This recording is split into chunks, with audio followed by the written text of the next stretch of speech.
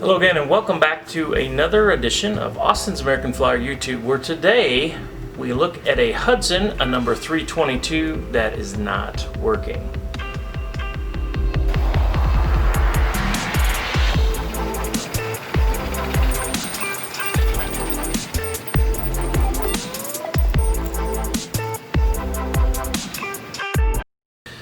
So I have a 322 here, which I've featured in other videos because it was truly a basket case when it came to me. There was a friend of a friend who found this at I don't know where. It was in a box of stuff. There was water sitting in the bottom of it, and this engine was sitting in the water in the bottom of this container. So here's a link to that video if you care to see it. But yeah, it's been through a lot. It's been abandoned and it's been neglected. Fast forward to a few weeks ago when I went to do the video on the double header, and I grabbed this engine because I wanted to put it with another sister 322 and run around layout, and the engine wouldn't even run. It wouldn't turn over at all. It was seized up. Today I'm going to do a little tough love on it and see if I can ascertain what in the world is going on with this 322. So stick around for that and more today on Austin's American Flyer.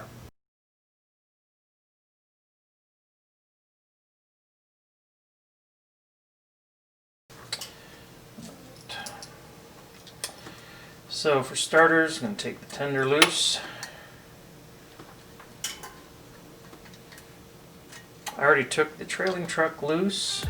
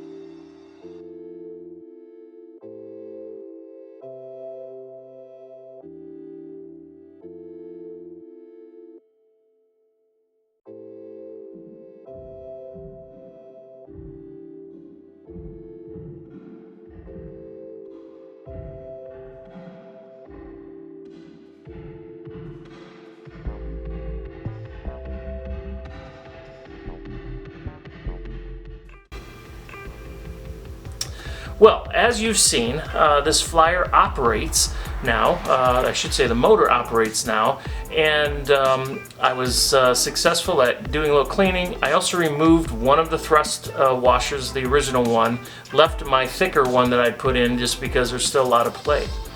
As you noticed, we've got RPM differences. So reverse is perfect, forward is really slow. And so what Tom Barker says in his book and what others say is that when that armature moves out from the correct place in the field, so the field is created by, come down here, there you go. Now let's zoom in.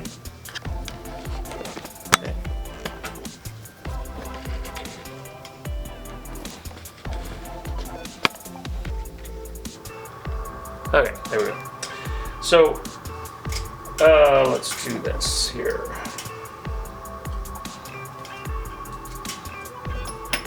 Actually, even better yet, I will use one of my future project motors. So, I know this is a bit beginners for some of you out there, so bear with me. But those of you that are new to this hobby, this may be a nice learning opportunity. So this particular wire wrapping is called a field, and if you remember your basic electricity, whenever you coil wire and then run an electric current through it, it creates a magnet. And so this magnet, or I said coil, is crucial to the armature, which is the piece that goes back and forth below here. I'll flip it over here. This doohickey here, doo-woppy, that piece right there that actually ends up spinning and then drives the wheels, that's the armature. And that needs to be within the field, which this is represented here by this iron, which is part of the magnet assembly or field assembly. So if you have enough play in this armature, it is possible for it to move just a little bit out of the perfect field. And again, if you had the ability to see the invisible, you would see when this engine is running, there would be a magnetic field that has a sweet spot or a center, and that's where we want this armature to be. That gives us the best operating efficiency, most power, most control, whatnot. However, if this slides outside of that sweet spot, then you get poor performance. And so that, unfortunately, is one of the things that's happening to our engine here.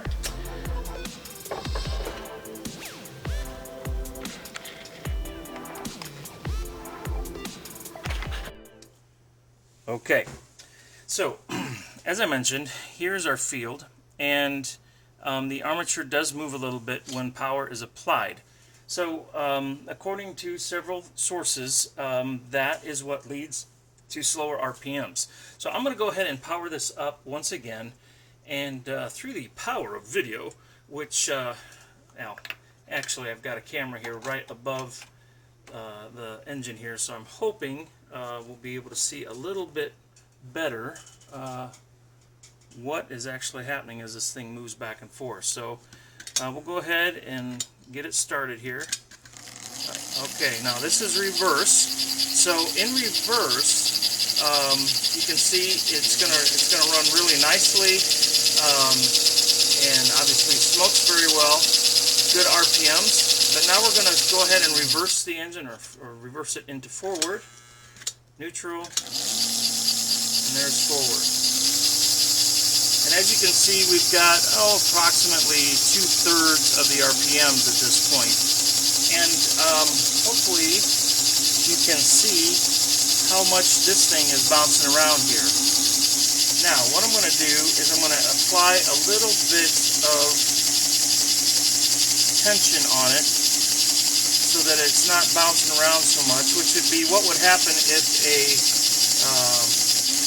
a washer, if I had the correct size washer. I'm just going to push it this way.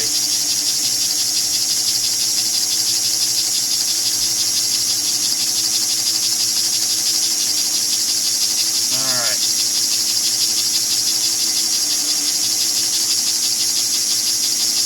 It's a little bit hard to tell, but I actually do get a little increase in RPMs. Now, I'm going to go ahead and reverse it again.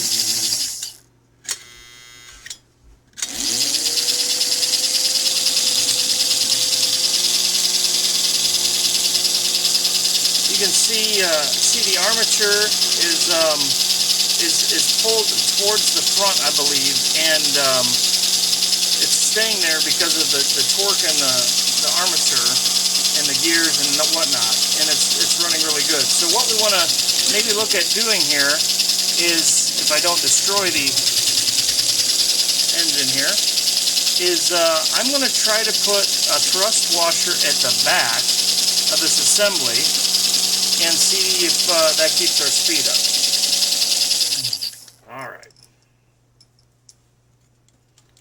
First of all, you always want to disconnect, remove screws. Actually, I'm going to do this.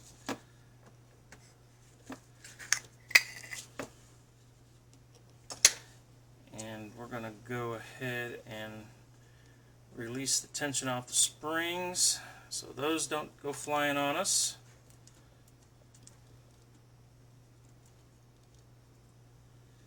I'm going to go ahead and take the screws out and add a thrust washer at the back here.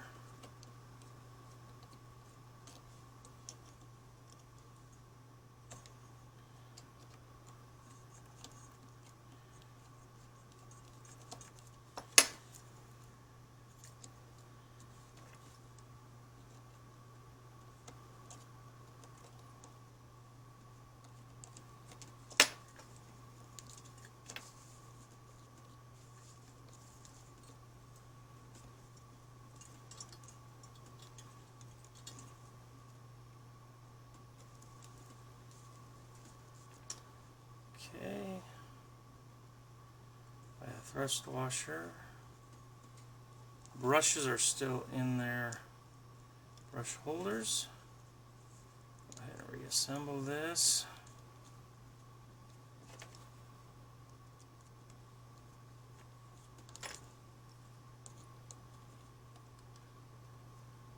Now this time, I'm not going to snug the screws up quite all the way because I want to make sure that I have enough room for the engine to move freely. So reinstall our brush springs.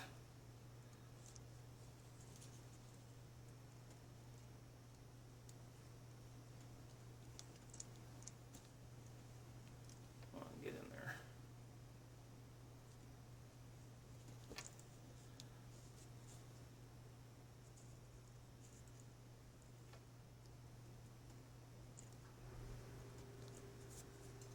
Okay, we're going to apply power again.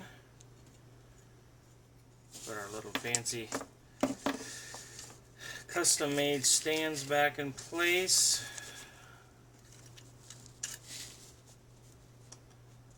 Alright, let's see what happens. Okay, this is forward, and I don't see really any improvement yet, but we're going to give it just a second as the brushes kind of seat back into place.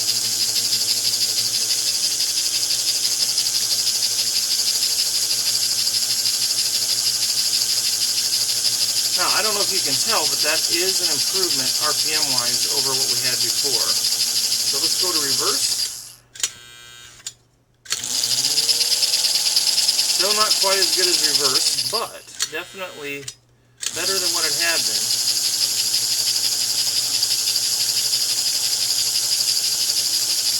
And probably the best part of this is the armature is not bouncing around like it had been.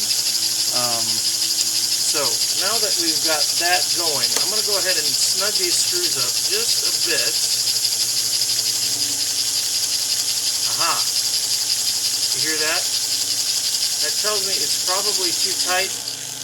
Yep, too tight. Okay.